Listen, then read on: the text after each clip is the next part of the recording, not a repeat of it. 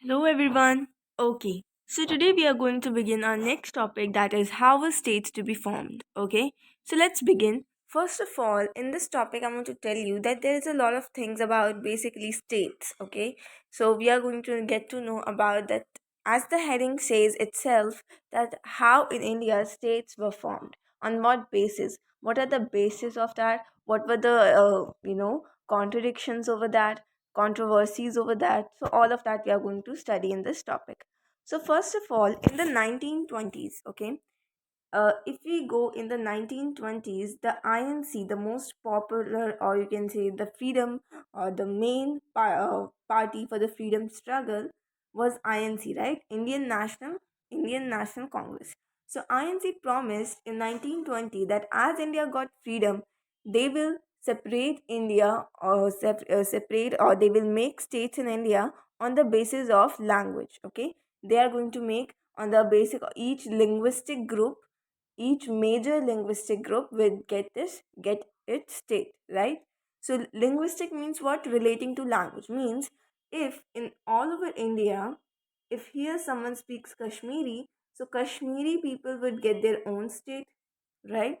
Then if here speaks Tamil, then Tamil people will get their own state, Tamil Nadu. If here speaks Gujarati, then Gujarati people will get their own state, right? So on this basis, India is totally divided, okay, on the basis of language. But as India got independence, or as the time of independence came, there were partition which totally distracted all over all the things which were decided before, and INC leaders were not putting efforts or not taking any step toward what they said about the states, right?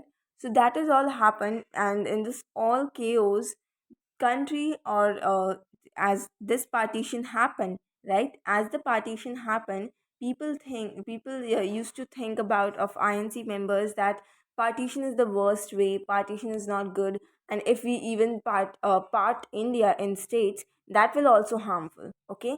But that wasn't true. But which leaders of INC wanted not to not wanted India to be separated? Those were our prime minister, our very first prime minister, that was Pandit Jawaharlal Nehru, and second was the first deputy prime minister, Vallabh Bhai Patel. Okay, Vallabh Bhai Patel. He was also against of this. So he said that after the partition, what Nehru said, that disruptionist tendencies had come to the fore. Means if states will be parted, or separated, then there will be a lot of disruptions, and there will be a lot of things to be happen which is not good. And what Vallabhbhai said, that India is on a state where it has to be fully a nation first, a united nation first, then it can be separated later. But currently, because of Pakistan and India, because of all these Muslim Hindus riots, he thought, what Vallabhbhai Patel thought, that everything which helps the growth of nationalism has to go forward, and everything which throws obstacles in its way has to be rejected. And he thinks that if we separate India in states, that will be an obstacle towards the nationalism, because before uniting India, we are going to get the separation, right? This was the thought of Vallabhbhai Patel. Now, what happened basically? Then the Congress leaders were going back were going back on their promise, right? They were going back on the promise, and there was a great disappointment throughout the country. Okay, now a lot of, because as in the 1920s the INC leaders promised this, so Kannada speakers, Malayalam speakers, Marathi speakers, all were looking forward to have their own state, right? They all wanted their own state, their own people, in which state they can speak their language totally freely, right?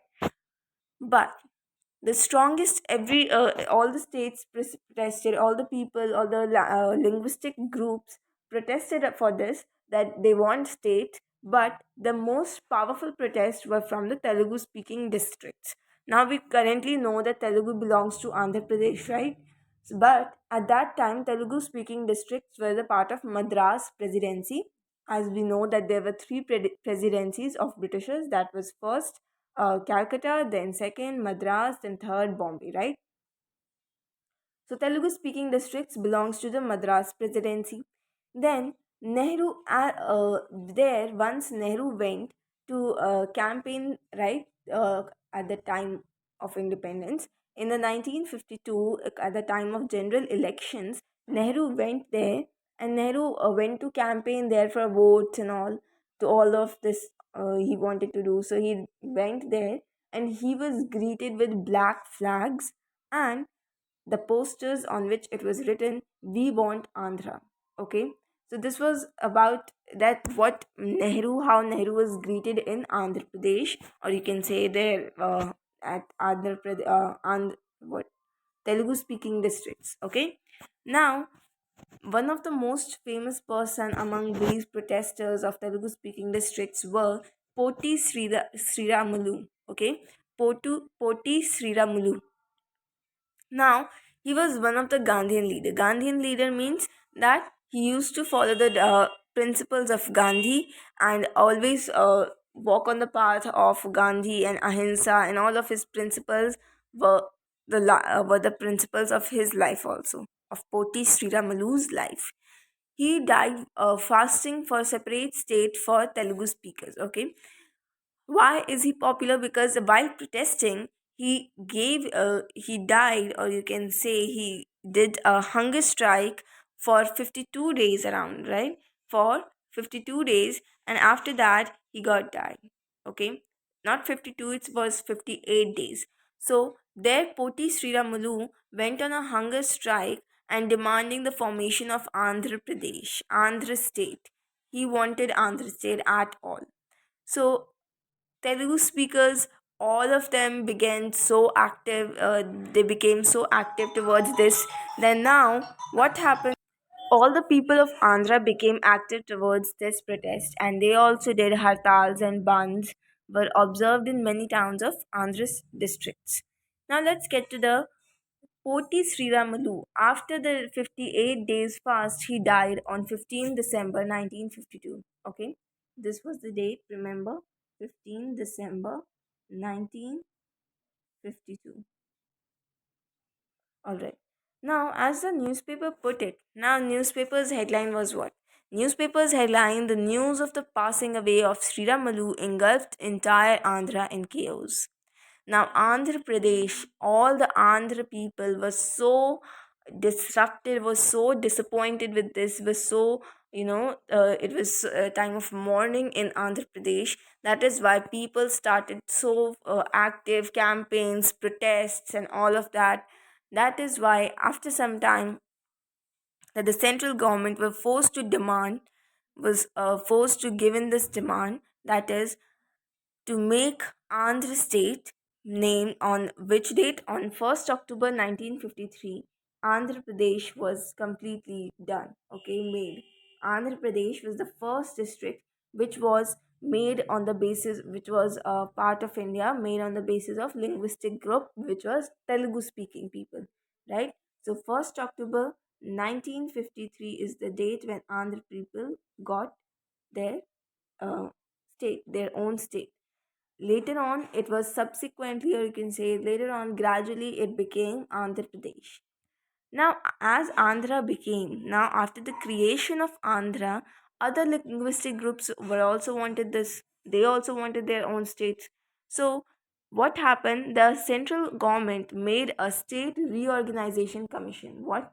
State Reorganization Commission.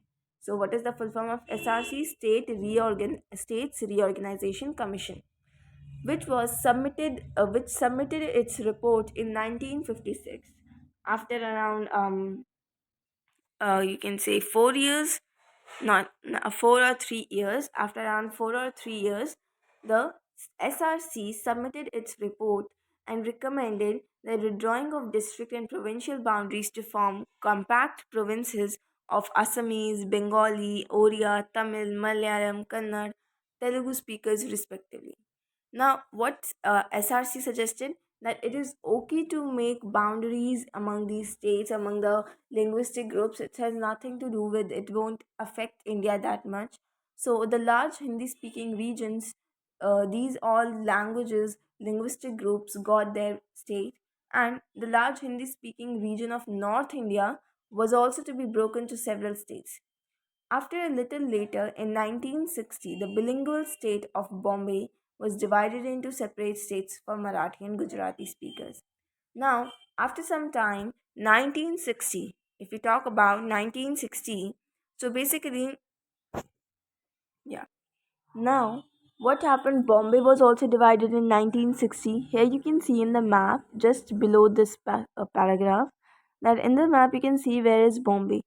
Here, Bombay is located, right?